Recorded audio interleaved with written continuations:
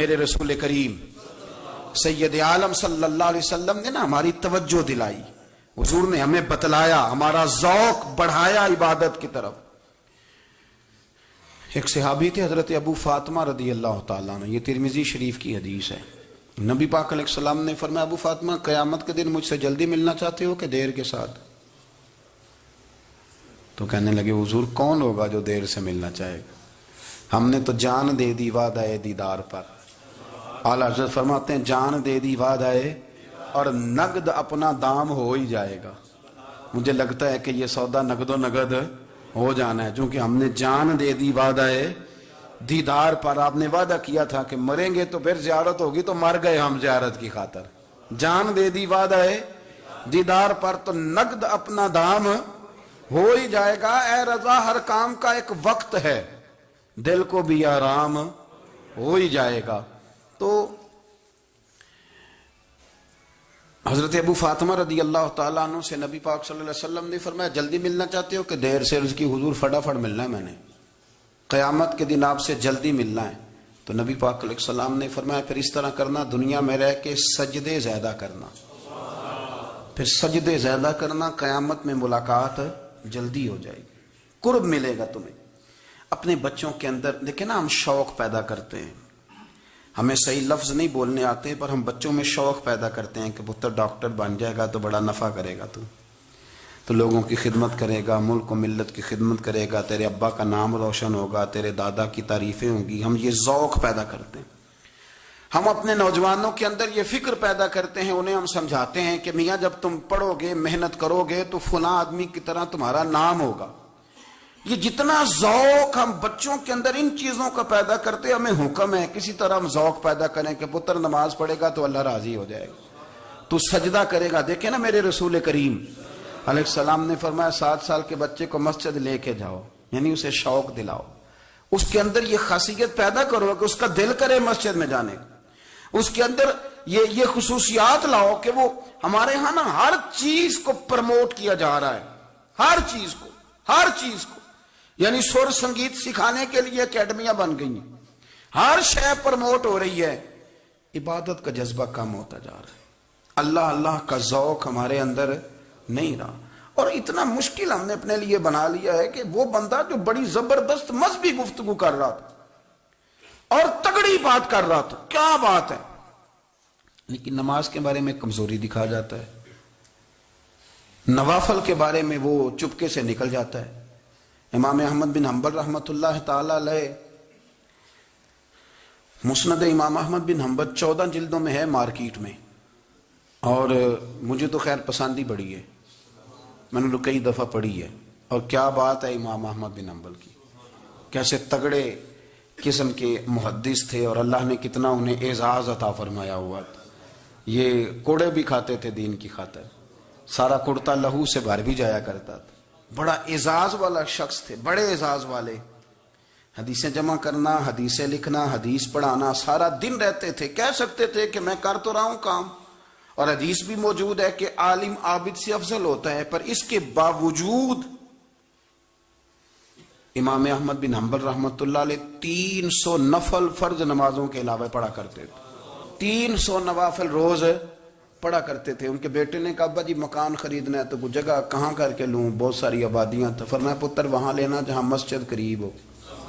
میرے رسول کریم سید عالم صلی اللہ علیہ وسلم اتنا پسند کرتے مسجد کو، اتنا پسند کرتے نماز کو کہ رسول کریم صلی اللہ علیہ وسلم تہجد کی نماز بھی پڑھتے، پھر حضور فجر کی نماز بھی پڑھتے، نبی پاک وتر کو الگ کر کے پڑھتے، عشاء کے ساتھ نہیں پڑھتے۔ یہ تو ہم اس لیے اجازت دی ہمارے بزرگوں نے کہ بعد میں اٹھے گا کون علیحدہ وتر پڑھنے کے لیے، عشاء کے ساتھ پڑھ لے، وتر پڑھتے، تہجد پڑھتے، فجر پڑھتے، اشراق پڑھتے، چاشت پڑھتے، پھر مغرب کی نماز کے بعد 6 رکعت اوابین پڑھتے، پھر رات کو صلاۃ اللیل پڑھتے۔ سیدہ عائشہ صدیقہ کہتی ہیں زمانہ سو جاتا اور میرے رسول مصلی بچھا کے کھڑے ہو جاتے، او یار کھیتی باڑی کر کے نہیں، محنت مزدوری کر کے نہیں۔ جناب عائشہ کہتی ہیں میں یہ بھی دیکھتی کہ حضور ایک آیت شروع کرتے تو ساری رات اسی کو پڑھتے، اور میری نظر جاتی تو قدم مبارک پہ ورم آ جاتا۔ یار نماز پڑھ کے اتنی مشقت کر کے، اتنی جد و جہد کر کے ورم آ گیا، یا رسول اللہ اتنی محنت کیوں کرتے ہو؟ فرمایا افلا اکون عبدا شکورا، کیا میں اپنے رب کا شکر گزار بندہ نہ بنوں؟ صحابہ کا ذوق عبادتوں کا، ریاضتوں کا، تلاوتوں کا، طبیعت ہے ان کی، وہ ایک دوسرے کو، حضرت مولا علی شیر خدا کرم اللہ تعالی وجہہ الکریم کے زمانے میں روم کے بادشاہ نے کہا یار یہ مسلمانوں کا پتہ تو کرو، یہ آخر کیوں اتنے زیادہ مجاہد ہیں؟ اس زمانے میں جاسوس بھیجنے کا مزاج تھا، اب تو جاسوس پکڑا جاتا ہے، اب تو جاسوس ہو، اور جاسوسی کا شوق ویسے آج بھی ہے۔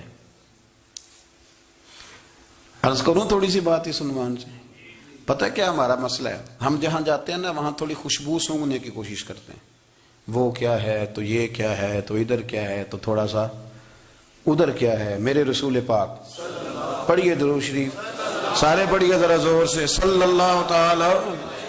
نبی پاک علیہ السلام نے فرمایا جاسوسی نہ کرنا ورنہ تم بندوں کو خراب کر دو گے، اور فرمایا اس طرح نہ ہو کہ تم کسی کے آپ کھول نہ نکلو تو تمہارے پہلے کھول جائیں۔ یہ جو ذوق ہے نا یہ ختم کریں، چھوڑیں، مطلب آپ کس چکر میں پڑے ہوئے ہیں، اتنی زیادہ توجہ کرنے کی کیا ضرورت ہے؟ کام سے کام رکھیں، اس میں بندہ تھوڑا سا نا آسان رہتا ہے۔ یہ جو بہت زیادہ ٹٹولنے والے لوگ ہوتے ہیں نا وہ بےچارے پھر عمر ٹٹولتے ہی گزار دیتے ہیں، اس لیے کہ مزاج ہی بہت پکا ہے، بوری کا منہ کھول کے اندر تک ہاتھ ڈالنا، تو پھر کئی دفعہ سامنے سے بچھو بھی لڑ جاتا ہے، خرابی ہوتی۔ تو جاسوسی کی جاتی تھی، اس نے بھی جاسوس بھیجے، کیونکہ قبیلوں کے لوگ تھے، کچھ مسلم کچھ کافر، پہچانے نہیں جاتے تھے لوگ، تو کچھ لوگ اس نے بھیجے، انہوں نے آ کے نا تحقیق کی، ریسرچ کری کہ آخر ماجرا کیا ہے، تو واپس جا کے انہوں نے رپورٹ دی نا روم کے بادشاہ کو۔ اس رپورٹ کا ایک جملہ بڑا شاندار ہے، وہ کہنے لگا بادشاہ ہمیں مسلمانوں کی کوئی سمجھ نہیں آئی، ہمیں کوئی سمجھ نہیں آئی۔ انہوں نے کہا بھی کیوں نہیں سمجھ آئی؟ کہنے لگے یار عجیب بندے ہیں، جب رات مسلح پہ بیٹھتے ہیں تو یوں لگتا ہے ان کا دنیا سے رشتہ ہی کوئی نہیں، کوئی کسی کو نہیں جانتا، کوئی اپنے دکھ سنا کے رو رہا ہے، کوئی اپنی بات کر کے رو رہا ہے، لگتا ہے کہ ان کا کوئی رشتہ ہے ہی نہیں جب مسلح پہ بیٹھتے ہیں۔ اور فرمایا جب سویرے یہ جہاد کرنے نکلتے ہیں تو لگتا ہے ان سے زیادہ دلیر ہی کوئی نہیں، حالانکہ جو مسلحوں پہ رونے دھونے کے لوگ ہوتے ہیں وہ کئی دفعہ جہاد میں کام نہیں کرتے، لیکن عجیب لوگ ہیں کہ رات کے راہب ہیں دن کے مجاہد ہیں، کوئی سمجھ نہیں آتی۔ میرے عزیز ان لوگوں نے مسلح آباد کر کے رکھا، تلاوتیں ان کا ذوق رہی، منظر روز پڑھنا، اسباق پڑھنا، وظائف پڑھنا، یہ ان کا ذوق رہا۔ اعلیٰ حضرت بریلوی رحمت اللہ نے 1000 کتاب لکھی ہے، لیکن الوظیفۃ الکریمہ کے نام سے جو وہ صبح و شام وظائف پڑھتے تھے وہ الگ انہوں نے ان کو بیان کیا، پابندی کے ساتھ اپنی اللہ اللہ کرتے تھے۔ شیخ شہاب الدین سہروردی رحمت اللہ علیہ اس پر ایک بندے نے اعتراض کیا، اس نے کہا جی آپ کس قسم کے صوفی ہیں، مرید بیٹھے ہیں اور آپ وہاں نفل پڑھ رہے ہیں؟ یہ بھی بڑا مسئلہ ہوتا ہے نا، جو بندہ ملنے آتا ہے وہ اپنے ٹائم کے حساب سے آتا ہے، اور پھر اس کا یہ بھی خیال ہوتا ہے کہ پیر صاحب جو ہیں وہ چونکہ درویش ہیں تو نہ انہیں روٹی کھانی چاہیے نہ سونا چاہیے، چونکہ وہ درویش ہیں، اور ہم چونکہ درویشوں کے ماننے والے ہیں لہذا ہمارا یہ طریقہ ہونا چاہیے کہ جیسے ہم کہیں درویش ویسے ہی کر جائے، حالانکہ جس کو آپ درویش کہیں گے آپ اس کی مانیں گے، آپ منوائیں گے نہیں، ہمارا مزاج ہوتا ہے۔ شیخ شہاب الدین پر لوگوں نے اعتراض کی، حضور لوگ ملنے آئے ہیں، زیارت کرنے آئے ہیں، یہ بندے دعا کرانے آئے ہیں، اللہ اللہ کرانے آئے اور آپ نفل پڑھ رہے ہیں، کیا جملہ ہے، کیا حسن ہے، کیا خوبصورتی ہے۔ فرمانے لگے رب رسول سے مانگنے کے لیے مصلی بچھایا ہے، اگر وہاں سے مانگوں گا نہیں تو تمہیں دوں گا کیا؟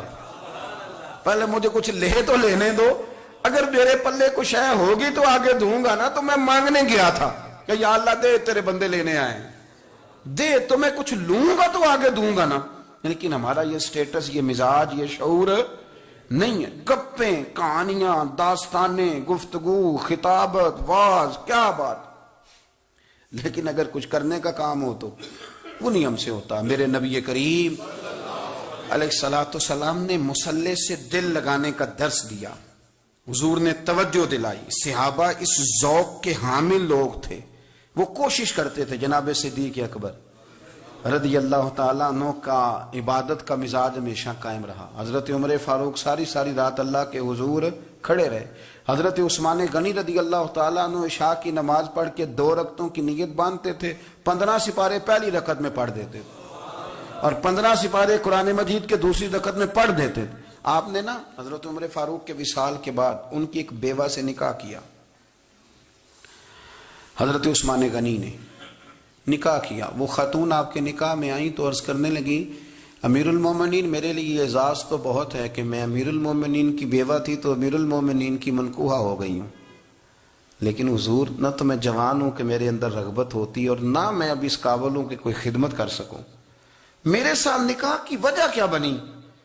تو عثمان غنی رو پڑے، فرمانے لگے میں نے عمر فاروق کو مسجد میں اپنے رب سے ڈرتے ہوئے دیکھا، میں نے اسے روتے ہوئے دیکھا ہے، عدل کرتے دیکھا ہے، انصاف کرتے دیکھا ہے، امت کی خیر خواہی کرتے دیکھا، تمہارے ساتھ نکاح اس لیے کیا ہے کہ تم مجھے یہ بتاؤ کہ عمر فاروق گھر کے اندر اپنے رب کو کیسے راضی کرتے تھے، گھر کے اندر کیسے راضی کرتے تھے، وہ طریقے بتلاؤ، تم بتاتی جانا اور میں بھی اسی طرح گھر میں عبادت کروں۔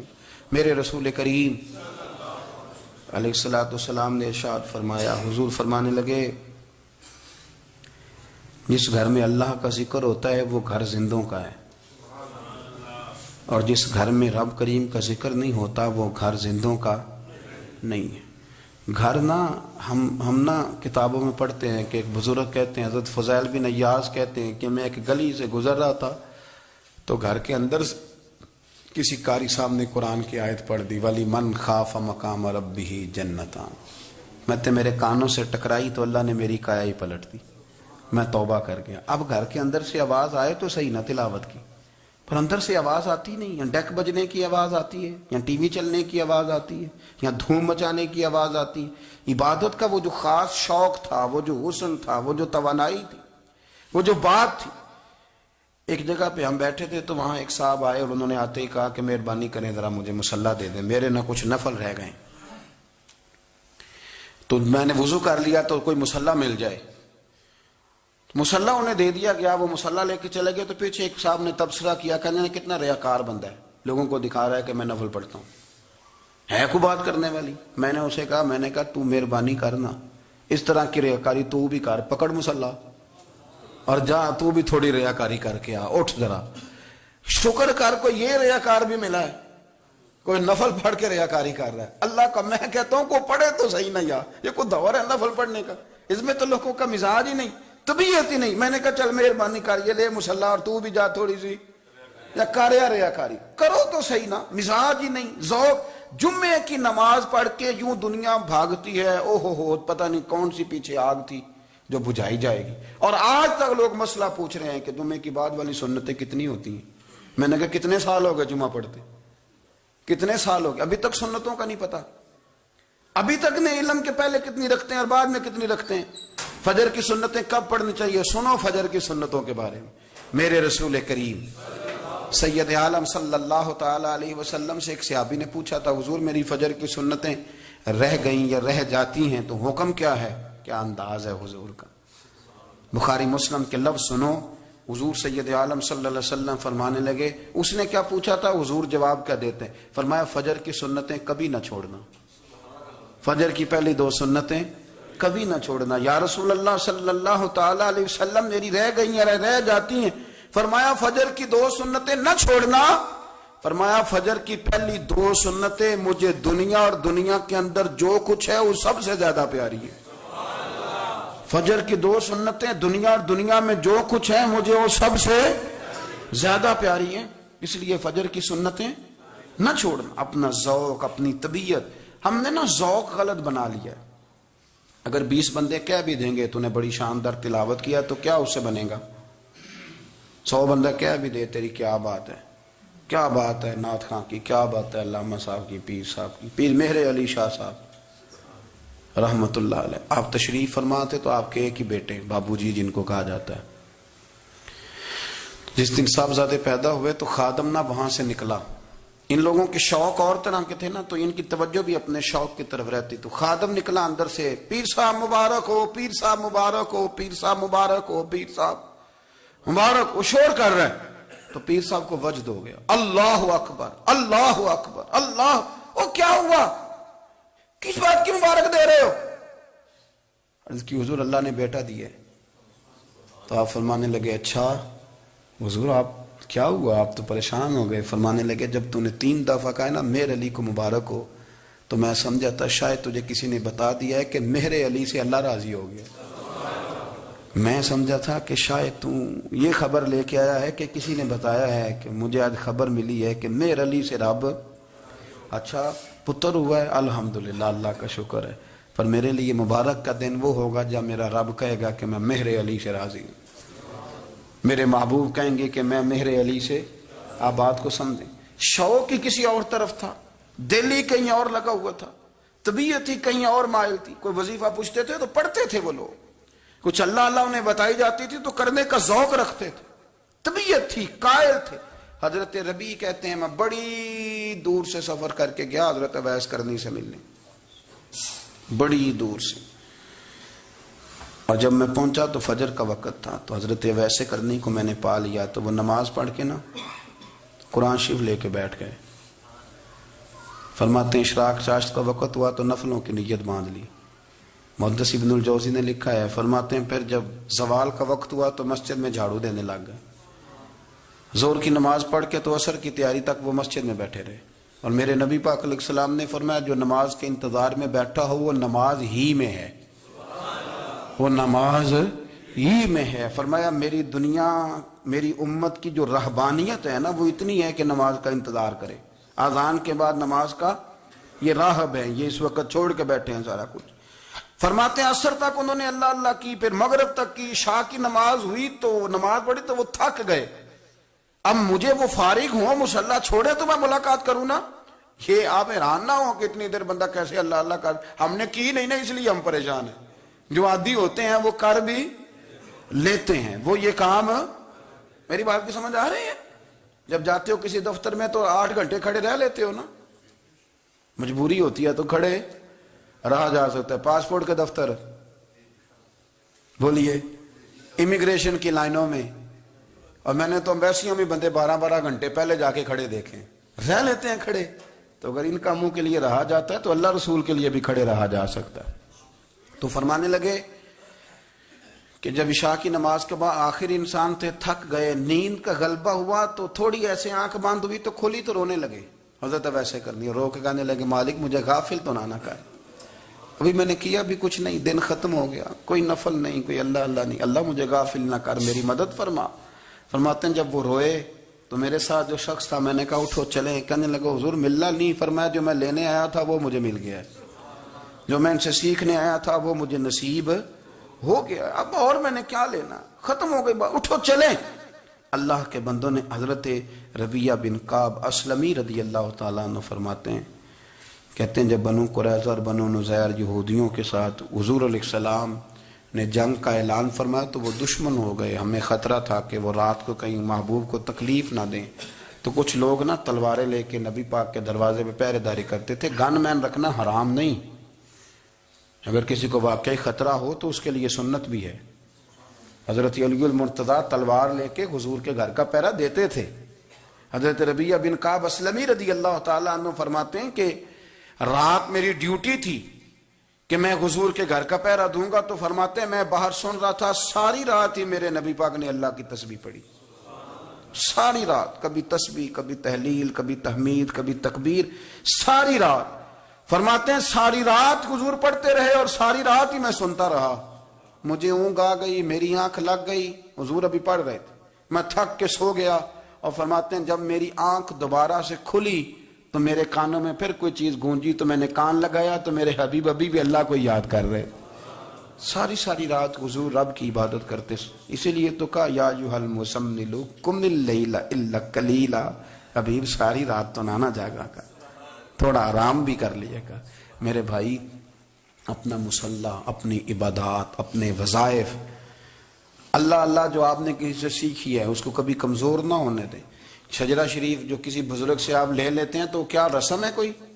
اس پہ کچھ لکھا ہوتا ہے، وہ پڑھنے کے لیے دیا جاتا ہے، اس پہ لکھا ہوتا ہے کہ یہ اللہ اللہ آپ نے کرنی ہے۔ ساری زندگی کسی اسکول میں داخل ہو گئے اور وہاں جا کے آپ نصاب ہی نہ پڑھیں، کتاب ہی نہ کھولیں تو پاس ہو جائیں گے؟ وہ کہتے ہیں میں 20 سال جاتا رہا ملا کچھ نہیں، تو آپ نے لیا کیا ہے؟ ایک اتنی سی کتاب تھی، اس کو تو کھول کے آپ دیکھ نہیں سکے، اس کے وظائف تک تو رسائی نہ ہوئی، اس لیے کہ اللہ اللہ کرنا مشکل ہے اور تصویر کھچانا یہ آسان کام ہے۔ تو جو آسان ہے اس طرف ہماری توجہ لگی رہتی ہے اور جو مشکل ہے اس طرف ہم ذوق پیدا نہیں کرتے. یا ایھا الناس اعبدوا ربکم الذی خلقکم والذین من قبلکم لعلکم تتقون. اے لوگو اس رب کی عبادت کرو جس نے تمہیں پیدا کیا اور تم سے پہلوں کو پیدا کیا، اس لیے عبادت کرو کہ تم پرہیزگار ہو جاؤ گے. مالک سمجھنے کی